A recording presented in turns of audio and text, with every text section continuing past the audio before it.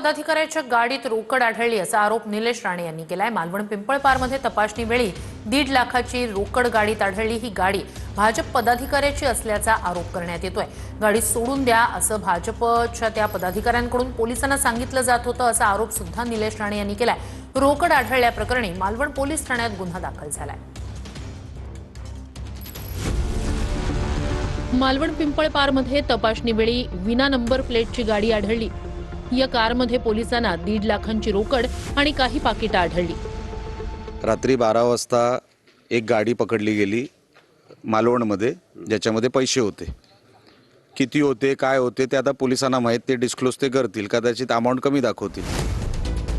भाजप पदाधिकारी आणि पोलिसांमध्ये गाडी सोडून देण्याबाबत चर्चा झाल्याचा आरोप आहे। आता ही गाडी जर तुम्ही बघाल, ह्या गाडीला ना नंबर प्लेट आहे, ह्याचा कोणी मायबाप नाही, ह्याचे आई वडीलच नाही या गाडीचे, ना इकडे नंबर प्लेट आहे। जरा पुढे तुम्ही याल तर तिकडेही तुम्हाला दिसेल,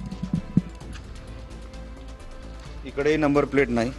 जर तुम्ही काचेच्या आत बघाल तिथे भारतीय जनता पक्षाचा स्कार्फ ठेवलाय। सोडून द्या, पैसे बाजूला करा आणि या आरोपीनं सोडून द्या, काय कशाला वगैरे वगैरे। तेवढं तर आम्हाला कळलं, आम्ही तिथे पोचलो, नाहीतर हे लोक सटकणार होते।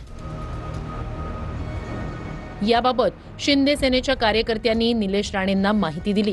आमदार निलेश राणे रात्री 1 वाजता मालवण पोलीस ठाण्यात धडकले। पकडलेली रोकड भाजप पदाधिकाऱ्यांची असल्याचा आरोप निलेश राणेंनी केलाय। रोकड आढळल्याप्रकरणी मालवण पोलिसात गुन्हा दाखल झालाय। देवगडमधील भाजप पदाधिकाऱ्यांची ही कार असल्याचा आरोप आहे। तपासणी वेळी भाजप पदाधिकारी गाडीत उपस्थित होते।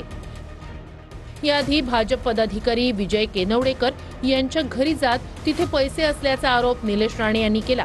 केनवडेकर प्रकरणात घरात बेकायदेशीर घुसल्याचा ठपका ठेवत निलेश राणेंवर गुन्हा दाखल झाला होता।